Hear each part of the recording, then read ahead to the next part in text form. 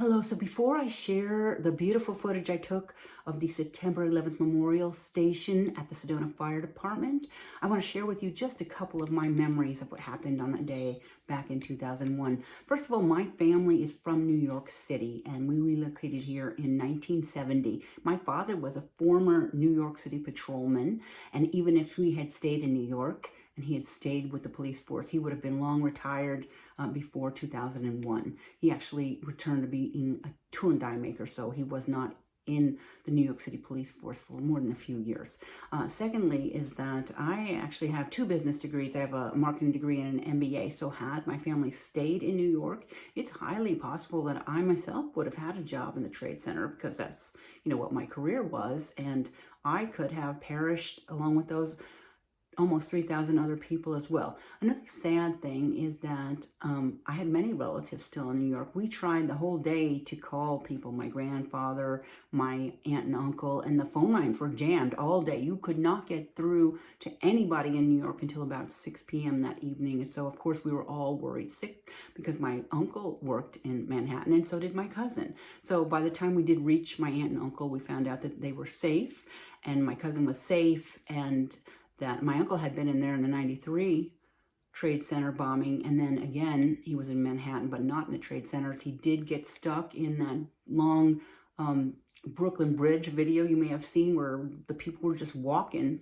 across the bridge because they couldn't get out of Manhattan. So thankfully, everybody was safe, but I do say, like, everyone in New York knew somebody who had perished, and it was just a terrible time. So I was pregnant with my second child. I had just quit Intel and was going to have a beautiful, wonderful life as a stay-at-home mom, and my husband comes rushing in. Oh my God, turn on the TV. And we watched the horrible events unfold. Now, back in 2001, my father was still with us, and he was at work that day, and I must have called him every half hour. Daddy, did you see what happened? And they were all in the break room watching the television.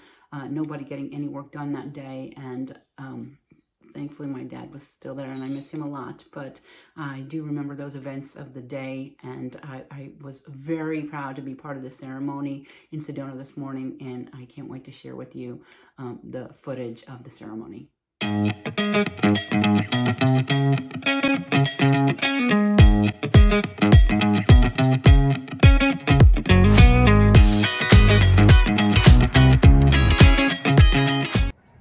It is September 11th, 2021, the 20-year anniversary of the events that happened to our country 20 years ago today.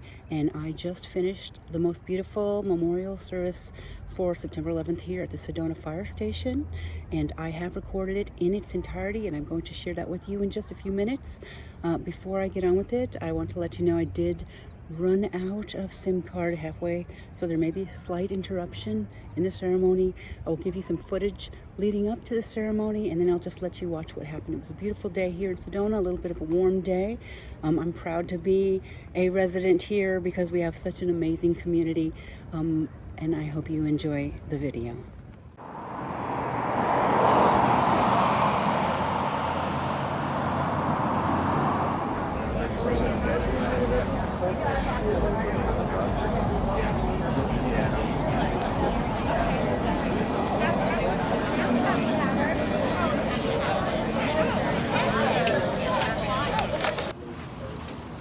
The program will start at 9:03.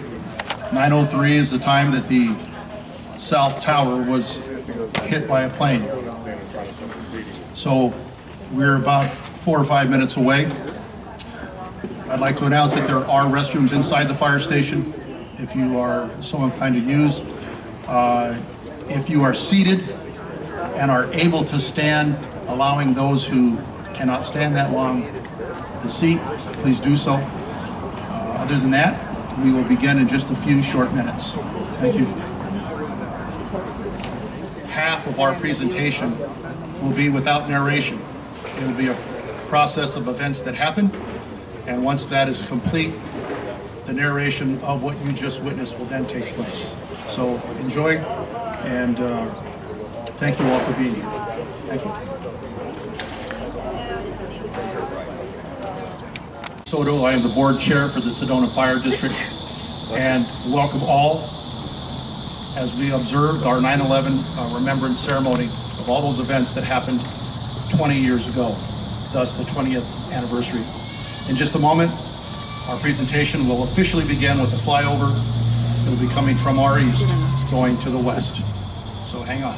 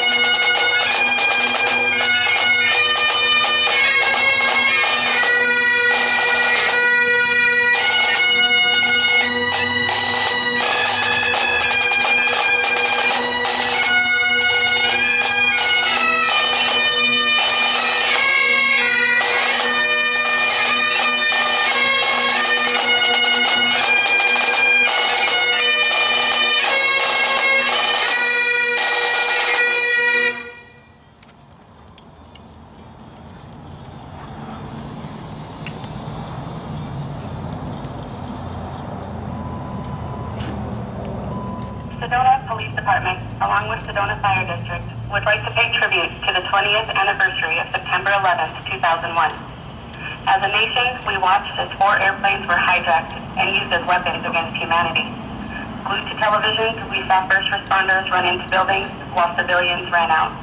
We witnessed the dauntless courage of those who put themselves in harm's way and will never forget the nearly 3,000 lives taken on this day.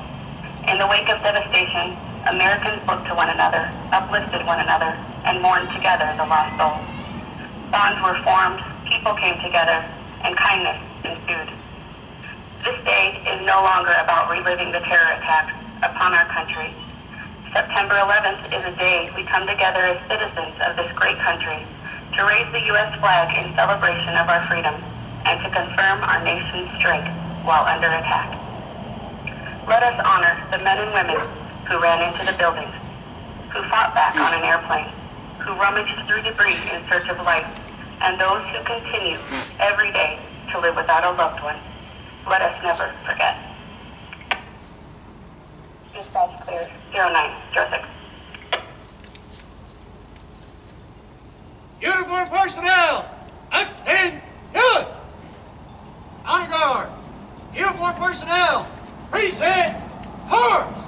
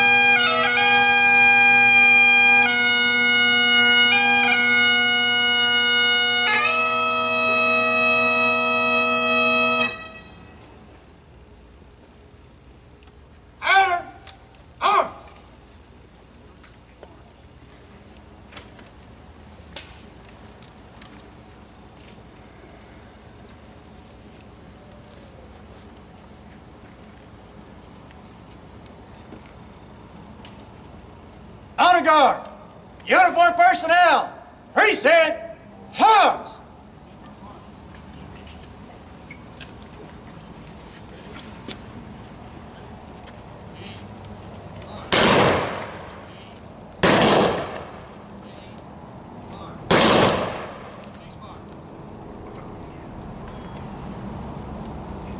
Honor, arms.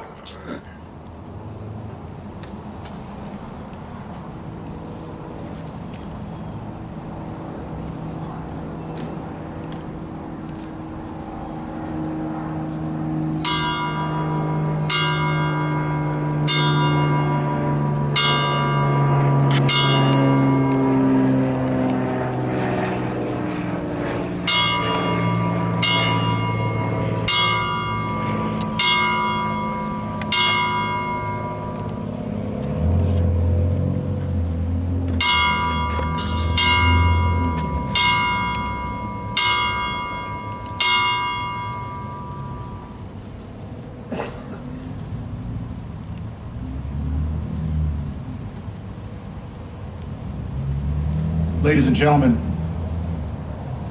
please remain standing for the invocation, followed by the Pledge of Allegiance. The invocation will be done by Pastor David Brandfast, pastor from Christ Lutheran Church, our neighbor to the north. Pastor David.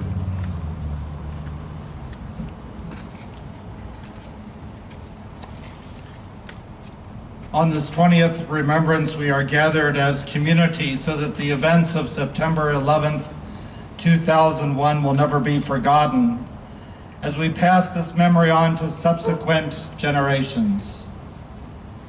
We are gathered with heavy hearts for the lives departed, lost forever to their families and colleagues.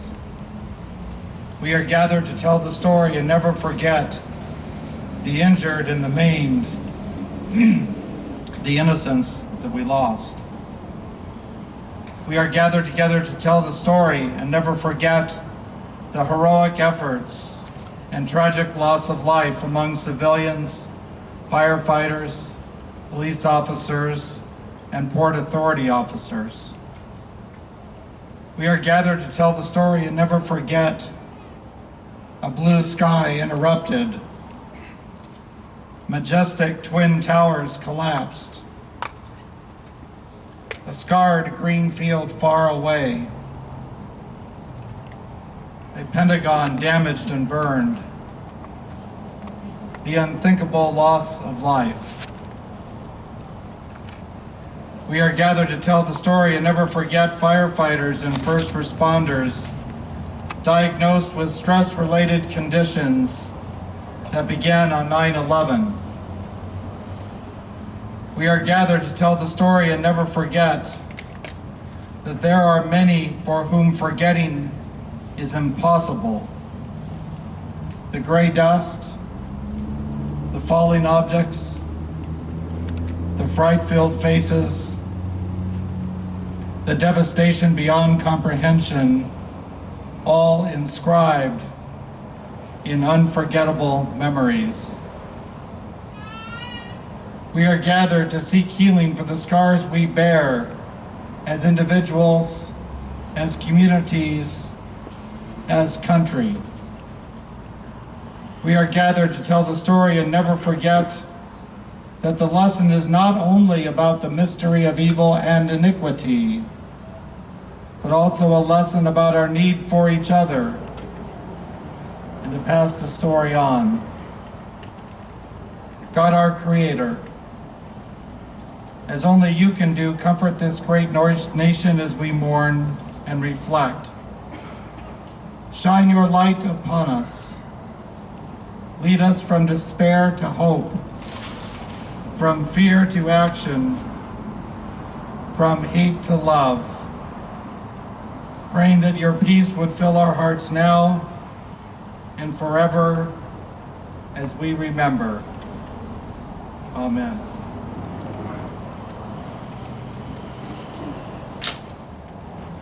Thank you, Pastor David. And now, if you will please join me in the Pledge of Allegiance. I pledge allegiance to the flag of the United States of America and to the republic for which it stands, one nation, under God, indivisible, with liberty and justice for all. Thank you. Please be seated.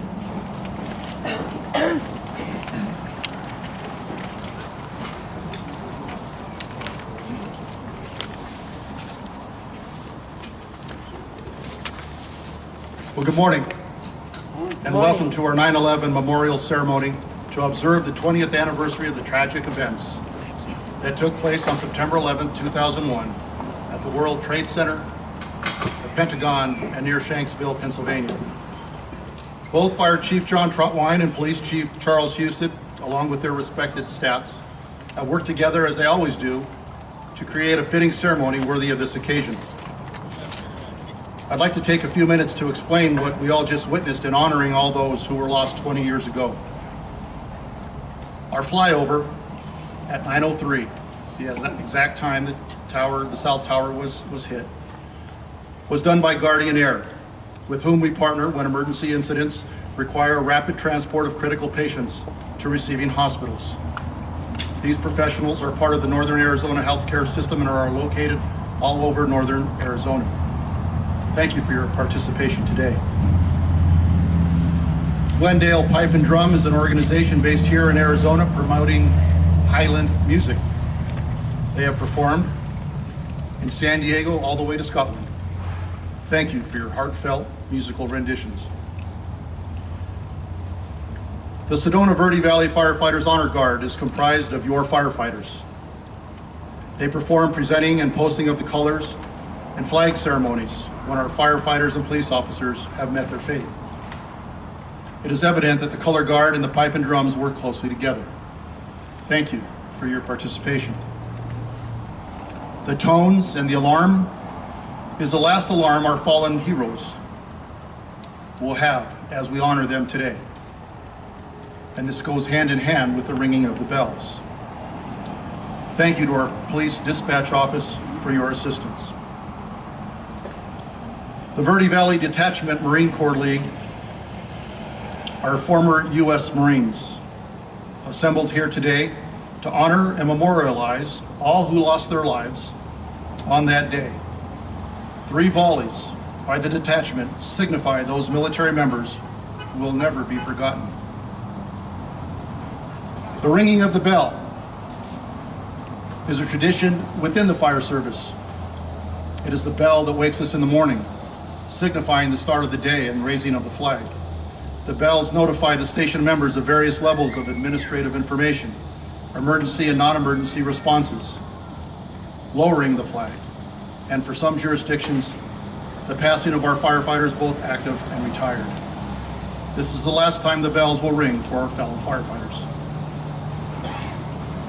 At this point in time, I'd like to welcome all of our regional partners who are here today. Tom O'Halloran, Congressman from the 1st Congressional District. Sandy Moriarty, our Mayor. Scott Jablow, our Vice Mayor. Holly Plug and Jessica Williamson, our council members. Additionally, Norby Pearl from Safe Fleet. Danny Johnson from Verde Valley Fire District.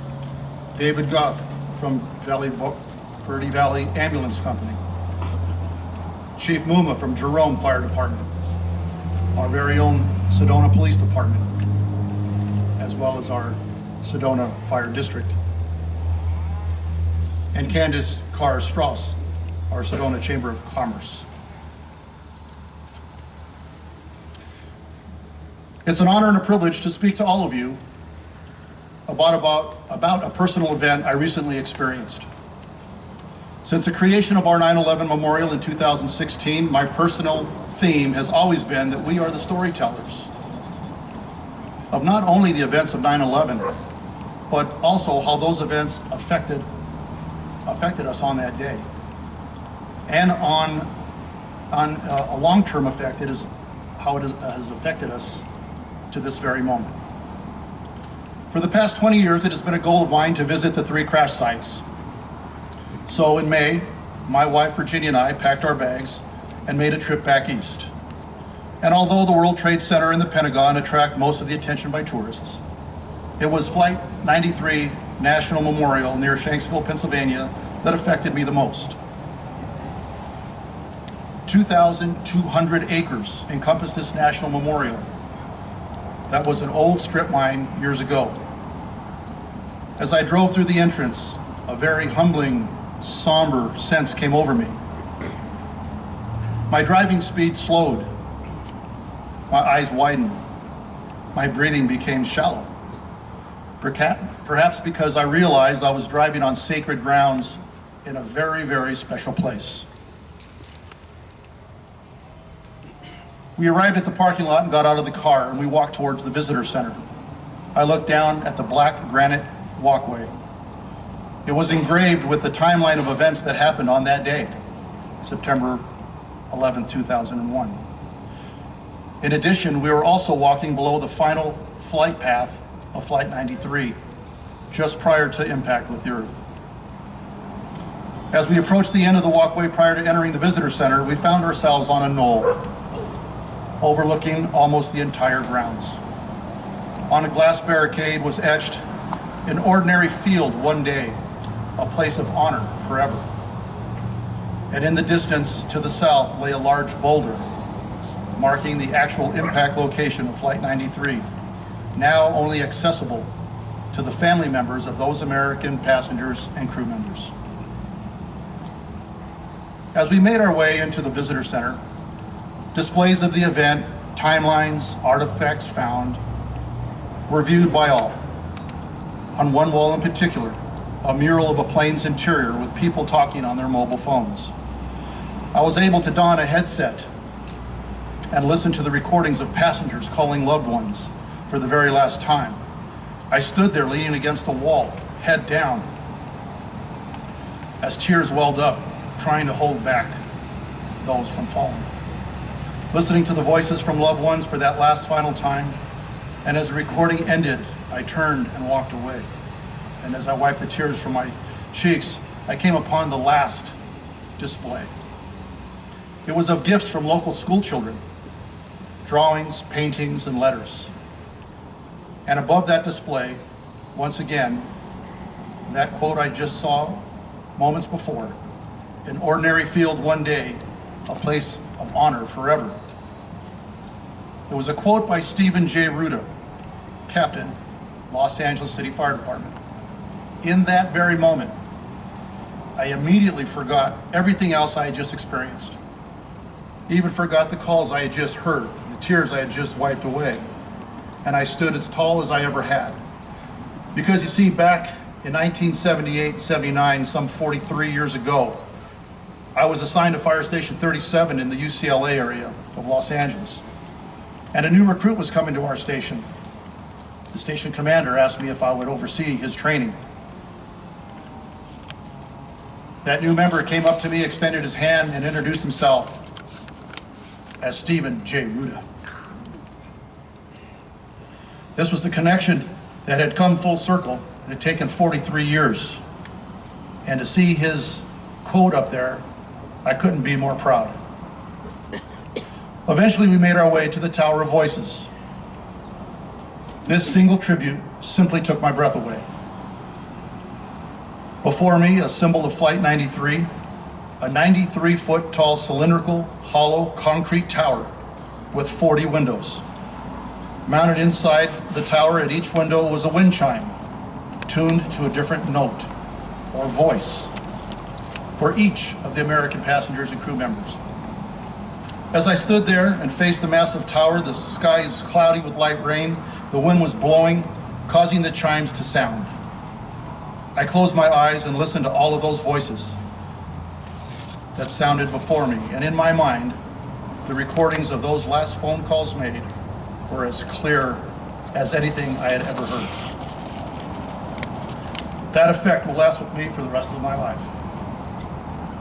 Flight 93 National Memorial was truly a life-changing experience, and I will never forget that.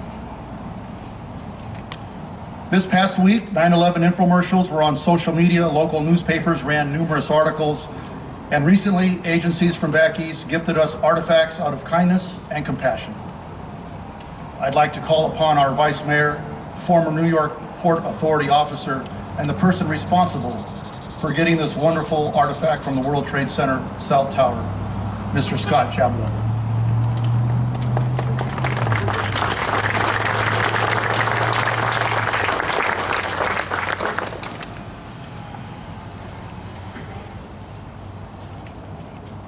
Good morning, everyone. Thank you all for coming.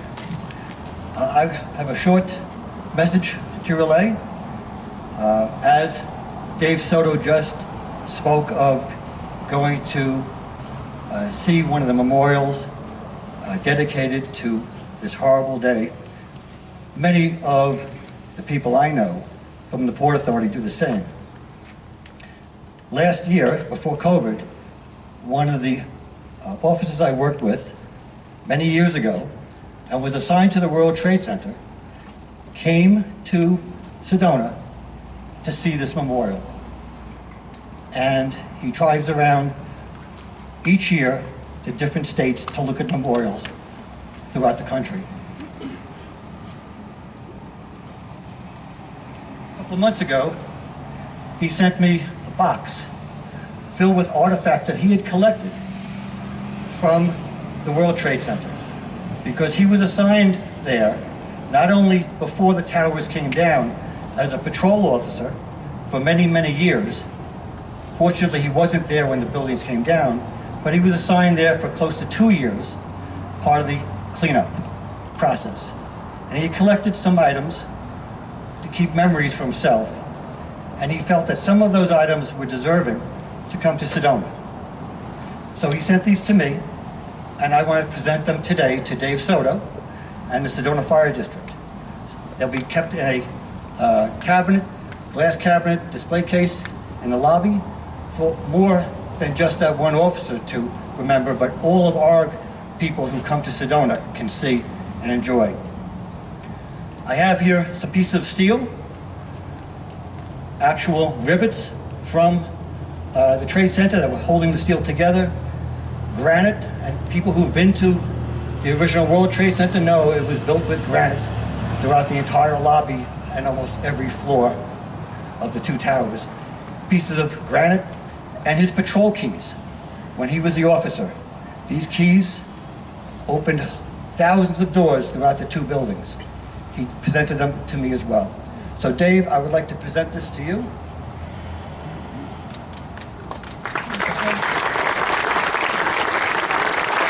Thank you very much, everybody. Thank you for coming.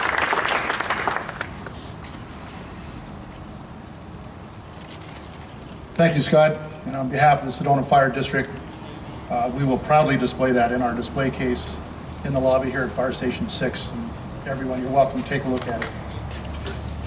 By the same token, the amount of artifacts that were sent to us from New York to Scott were so numerous, we had to do something with the other pieces.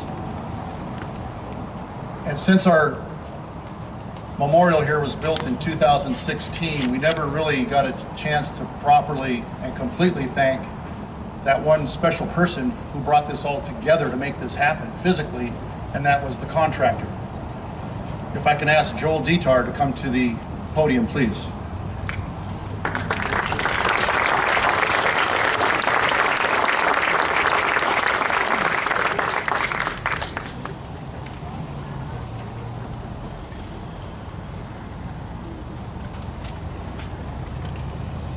Joel, it is but a small token of our appreciation, but it was one that has never come to be until today. And so on behalf, again, of the Sedona Fire District and all of its members, please accept this small tribute as a thank you.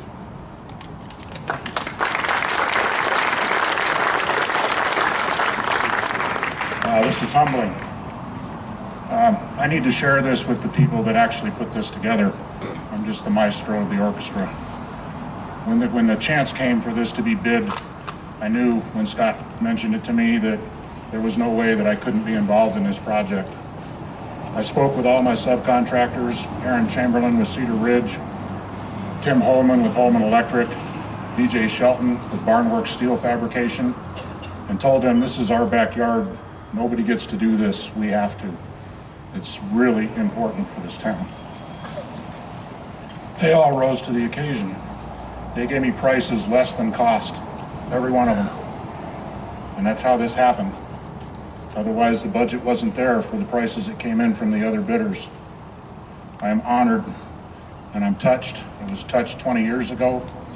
I'm touched today.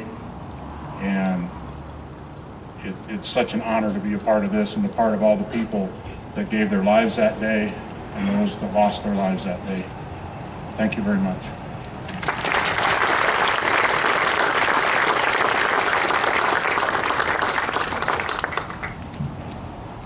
Thank you again, Joel.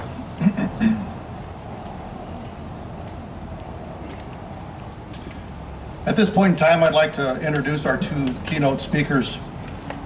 First of all, neither one of them really need an introduction, but our first speaker this morning is our Chief of Police, Chief Charles Houston.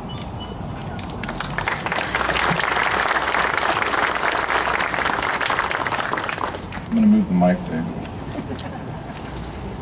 It's an honor to be here. So nice to see our community come out in such a big way. All of our public safety partners and others who have joined us on this day. Thank you for being here. 20 years ago today, 2,977 people never returned home to their families as a result of the terrorist attacks at the World Trade Center, the Pentagon, and in a field near Shanksville, Pennsylvania. I remember being home that morning getting my kids ready for breakfast and school when those terrorist attacks occurred. Everyone I've spoken with since also remembers exactly where and what they were doing on September 11th, 2001, when our nation was attacked by terrorism. We remember the emotions we experienced, such as fear, anger, sadness, grief, and many others in response to these attacks. For some, these emotions have not gone away in the past 20 years. Time has not healed the emotional wounds suffered. In the days, months, and even immediate years after September 11, 2001, Americans came together in unity for a common purpose and a shared destiny. Sadly, that broad level of unity and togetherness that once drew our country together after the 9/11 attacks no longer exists. The terror groups that attacked us on 9/11 and all of those that identify with their ideology, they want to kill Americans. They don't care about our race, our creed, our color, our gender, or political affiliation. Their focus to kill and terrorize us is as strong today, if not stronger, than it was 20 years ago. Our challenge to us and our society this morning is to recall and harness the strength of those intense emotions that we felt as a result of the attacks on 9/11. To remember how we came together as Americans, regardless of any differences, and use that common energy to move beyond the extensive divisiveness and polarization that has pulled us apart. We must come together as a nation under God and work collectively to help ensure another 9/11 attack doesn't occur. In the words of our 26th President of the United States and former NYPD Commissioner Theodore Roosevelt, knowing what's right doesn't mean much unless you do what's right. We honor those who were killed on September 11, 2001, the brave souls who lost their lives trying to save others on that horrifying day, and those lives still impacted and lost this day as a result of 9/11. We must never forget. Thank you.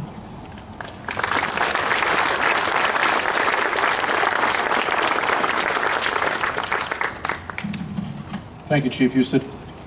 Ladies and gentlemen, I'd like to introduce our second speaker, Fire Chief John Trotline.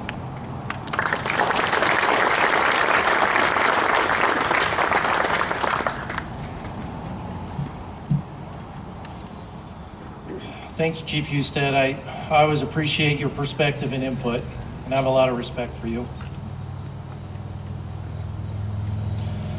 You know, it's hard to believe that 20 years have snapped by since this event. I know where I've been in the last 20 years at 9/11 is in a ceremony like this. And personally, I hope that this was an opportunity to create a space for everyone here to take a moment to show some respect and honor in terms of the people that lost their life on that moment 20 years ago, but also a space to reflect, you know, where we're at as a community, as a state, as a region, as a country. So, you know, as I reflect over the last 20 years since September 11, 2001, one clear and concise message I think remains in our hearts and minds, and that is, we will never forget. So I thought I'd take a moment this morning. Let's talk about what's "we will never forget" mean. We, the preamble to the Constitution of the United States says, "We, the people of the United States, in order to form a more perfect union, establish justice, ensure domestic tranquility, provide for the common defense, promote the general welfare, and secure the blessings of liberty to ourselves, our posterity, to ordain and establish this Constitution of the United States of America." And I don't know about you, but I memorized this years ago. Did we all, not all in school? And I think, as I think about today, I go back to we. Well, who is we? That includes all of us. The citizenry of the United States, our country, our group, in fact, every single one of us standing here today, or sitting here today. We will. You know, I think the will of the American people is quite extraordinary. We could give many examples. One example that I thought of was an example of American World War II veteran Louis Zamperini. Laura Hillenbrand portrayed his story in the book titled Unbroken. If you've read that book, if you've not, please read it. I know the movie came out. I like the book better. Lieutenant Zamperini was a bombardier in a B-24 Liberator, and in 1943, while on a search and rescue mission, his aircraft crashed into the Pacific Ocean. Drifted in a lifeboat for 47 days, landing on the Japanese-occupied Marshall Islands, and was captured, becoming a prisoner of war. As you read this story, the story of how he overcame unthinkable pain, suffering, beatings, torture is amazing. Lieutenant Zamperini, like Lieutenant Zamperini, the American people have overcome incredible adversity over the years, and I think everyone here agrees that. We've overcome wars, conflicts, economic depression, disasters, including earthquakes, tornadoes, floods, wildfire, civil unrest, political upheaval, you name it. The American people have dealt with it. And yes, even September 11, 2001, which really was a day that radically changed our country. We will never. The word never means not ever, at no time, not at all, absolutely not, to no extent or degree. So I believe we must be emphatic about never forgetting. And this is an opportunity that we take every year. We will never forget. So if you were to forget something, it really does imply that there was something to remember, right?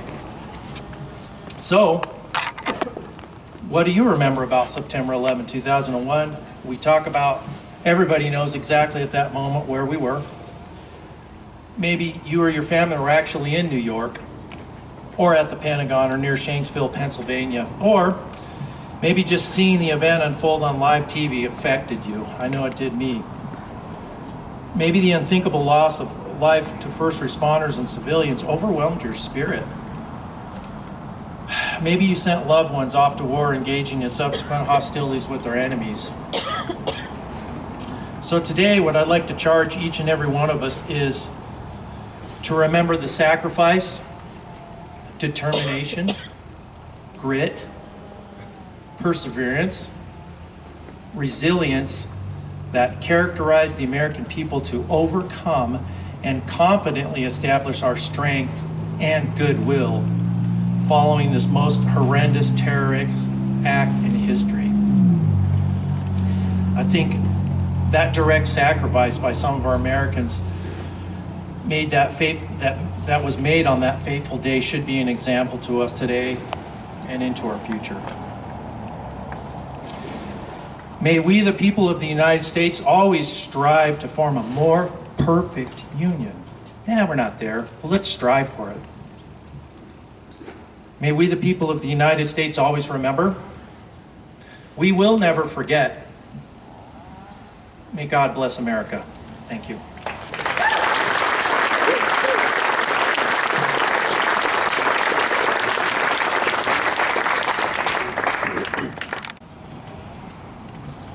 Thank you, Chief Trotwine.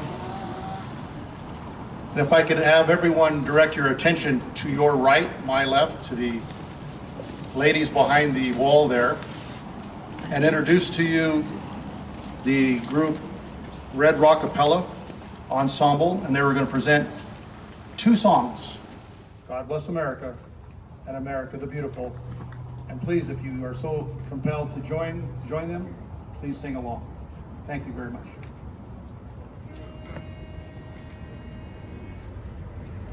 As the storm clouds gather far across the sea, we will pledge allegiance to a land that's free. Let us all be grateful for this land so fair, as we raise our voices in this solemn prayer. God bless America, land that I love. Stand beside her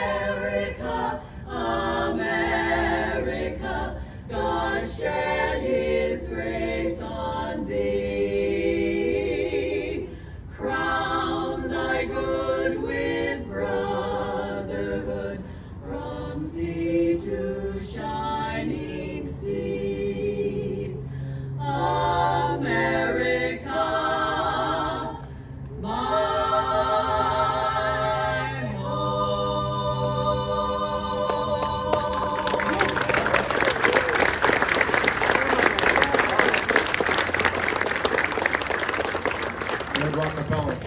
That was beautiful. Thank you very much. Time for our benediction as we come to the end of our presentation. I'd like to invite to the podium Rabbi Elisha Magal from the Jewish community of Sedona and the Verde Valley Synagogue directly to our south. Rabbi?